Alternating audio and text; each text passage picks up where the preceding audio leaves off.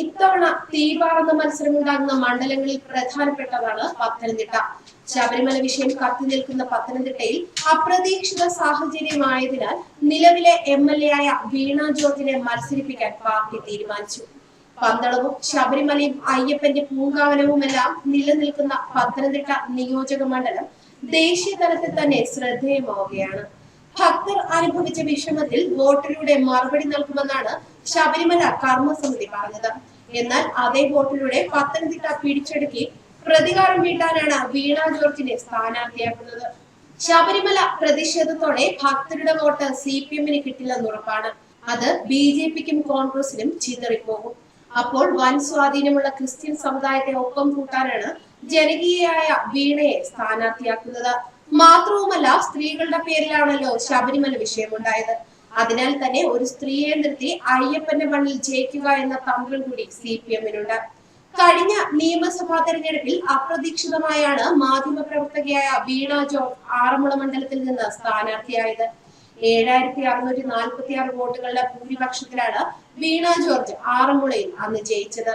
വീണയെ സ്ഥാനാർത്ഥിയായി പ്രഖ്യാപിച്ചതിൽ ഘടകകക്ഷികളിൽ അസ്വാരസ്യമുണ്ടായിരുന്നു. പ്രളയം ഏറ്റവും കൂടുതൽ നാശം വിതച്ച മണ്ഡലം കൂടിയാണ് പത്തനംതിട്ട. അതേസമയം ശബരിമല വിഷയം മുൻനിർത്തി BJP വിജയസാധ്യത പ്രഖ്യാപിച്ചിട്ടുള്ള മണ്ഡലമാണ് പത്തനംതിട്ട.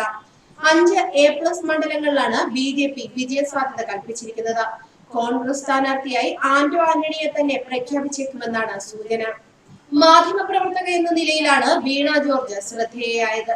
കേരളത്തിൽ ഒരു വാർത്താ ചാനലിന്റെ എക്സിക്യൂട്ടീവ് എഡിറ്റർ ആകുന്ന ആദ്യ വനിത കൂടിയാണ് വീണ. കൊച്ചിൻ ചേംബർ ഓഫ് കൊമേഴ്സിന്റെ ഉടമസ്ഥതയിൽ തുടങ്ങിയ TV ന്യൂസ് എന്ന ചാനലിലൂടെയാണ് വീണ ഈ സ്ഥാനത്തെത്തുന്നത്. കൈരളി ചാനലിലൂടെയാണ് വീണ ടെലിവിഷൻ ജേർണലിസം ആരംഭിച്ചത്. തുടർന്ന് ഇന്ത്യ വിഷൻ ചാനലിന്റെ ഡെപ്യൂട്ടി ന്യൂസ് എഡിറ്റർ വരെയായി ഉയർന്നു. റിപ്പോർട്ടർ TV തുടങ്ങിയപ്പോൾ മുതൽ അവിടെയും വാർത്താവതാരകയായി വീണയുണ്ടായിരുന്നു. അവിടെ നിന്ന് മനോരമ ന്യൂസിലേക്ക് ചുവടുമാറ്റിയ വീണ TV ന്യൂസ് തുടങ്ങിയപ്പോൾ അതിന്റെ അമരക്കാരിയായി എത്തുകയായിരുന്നു. 2016 നിയമസഭാ തെരഞ്ഞെടുപ്പിൽ പത്തനംതിട്ട ജില്ലയിലെ ആറന്മുള മണ്ഡലത്തിൽ നിന്ന് ഇടതുപക്ഷ ജനാധിപത്യ മുന്നണി സ്ഥാനാർത്ഥിയായി CPIM പാനലിൽ മത്സരിച്ച് വിജയിച്ചു. കേരളത്തിലെ ദൃശ്യമാധ്യമ രംഗത്ത് വാർത്താവതരണത്തിലും വിശകലനത്തിലും വ്യത്യസ്ത മാനങ്ങൾ നൽകിയ വ്യക്തിയാണ് വീണ ജോർജ്. പത്തനംതിട്ട കുമ്പഴ വടക്കിലാണ് വീണ ജോർജ് ജനിച്ചത്. തിരുവനന്തപുരം വിമൻസ് കോളേജിൽ നിന്ന് ഫിസിക്സിൽ ബിരുദവും ബിരുദാനന്തര ബിരുദവും നേടി. കൈരളി TV, മനോരമ ന്യൂസ് ചാനലുകളിൽ വാർത്താ അവതാരകയായി പ്രവർത്തിച്ചിട്ടുണ്ട്. 2016 നിയമസഭാ തെരഞ്ഞെടുപ്പിൽ ആറന്മുള മണ്ഡലത്തിൽ സ്ഥാനാർത്ഥിയായി.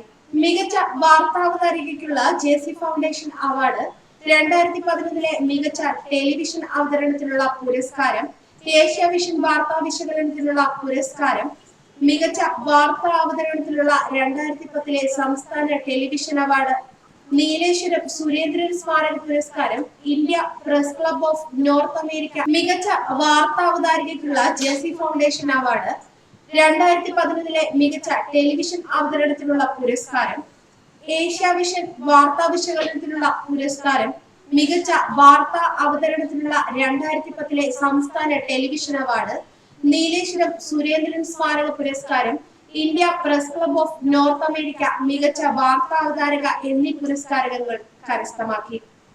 വീണ ജോർജ് സ്ഥാനാർത്ഥിയായതോടെ കോൺഗ്രസ് BJP സ്ഥാനാർത്ഥി ആരെന്നുള്ള ആകാംക്ഷയിലാണ് അയ്യപ്പ ഭക്തർ. അതിനിടെ PC ജോർജ് മത്സരിക്കുമെന്നാണ് അറിയുന്നത്.